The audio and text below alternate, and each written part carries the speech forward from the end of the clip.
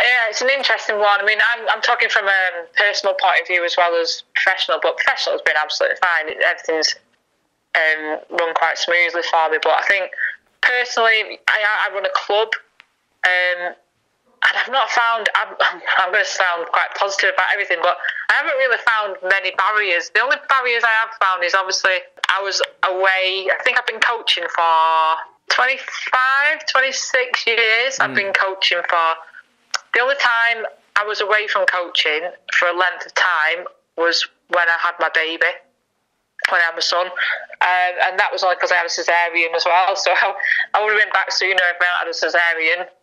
But I think looking at the times, I don't think I've had many barriers put in front of me. I'm one of them people that will go to a barrier and try and jump over it rather than let it stop me. So, I still out many hours in the week with the netball club, or not so much playing anymore, but more managing a side or umpiring, or just supporting them or supporting new coaches or whatever. And I am kind of one of them people who will not really come up against barriers.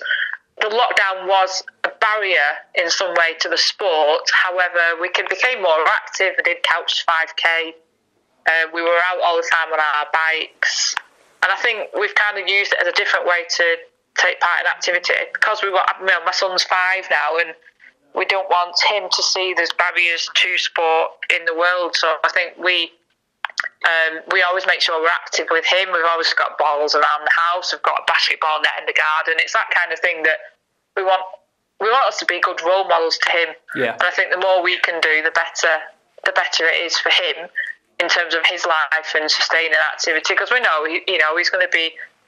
He's going to be involved in swimming. He's going to be involved in football, and we want to make sure we support him with all that. But I do, I can see how a lot of people have struggled through lockdown in terms of not being on the social side of things, engaged with other people, or if you're part of a team, it's quite hard to go out and jog on your own and have that motivation, isn't it? Yeah.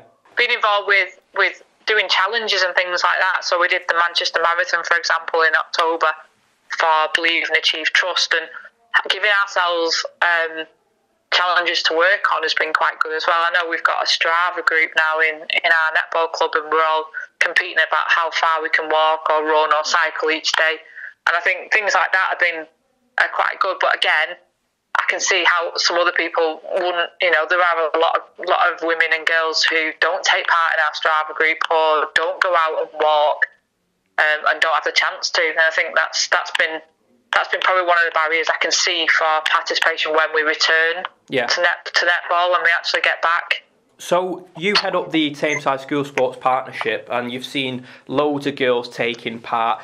Has there been a massive change since maybe when you started the job 25 years ago to now? Do you see an increase in girls' participation rates? I've not been doing this job for 25 years. I've been coaching for 25 years. I've been doing this job for 20 years now, more or less. I've seen a massive increase, and I think things like female sport being on TV in more recent years has been excellent. Super League Netball is on Sky Sports or YouTube. Every single match this season is on, and I think it's fantastic that it's on some kind of platform. There's female football on at the Super League. Unfortunately, we can't go watch them. However, just before lockdown, it was getting massive, and we've got various things coming up like the Euros, that we're going to get a massive push on participation, particularly in our area for women. We've got venues such as Lee Sports Village, and I think the Etihad Academy Stadium is being used, and it's going to be on our doorstep. And I think the more visually we can see female sport, the better. There's a lot of clubs in the area that are absolutely brilliant and have put so many sessions on for women, and even groups that doing the runs in the parks, the park runs, the activity that a lot of people are putting on. It's been absolutely brilliant. And then obviously we get to the pandemic and that all stops.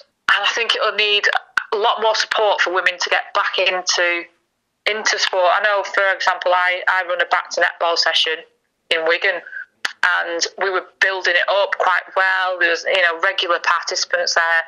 I know now that some people may not return through that through being either anxious about social situations or just getting back into sport. I mean, we've got to give ourselves time to play again. I mean, I've not even caught a ball for a year. I think it's one of them things how, if I'm that and I'm the coach, I'm thinking about how these participants are going to be. Some of them won't come back, if I'm being honest. Some of them will and be raring to go, but some of them will have seen a change in their lifestyle or health or a situation that actually some of them might not come back. However, we probably will get new participants as well, which we are looking forward to. So I think it's the sooner we get back, the better. But I can see it being more of a transitional change rather than everyone straight back in that April deadline, whatever it is, we're going to start it. I can see it being more of a transitional change and more of a gradual thing for women. Yeah. But like I said, the more, the women's sport on TV at the minute, it's great, it's brilliant, and that hopefully will inspire a lot more people to get active.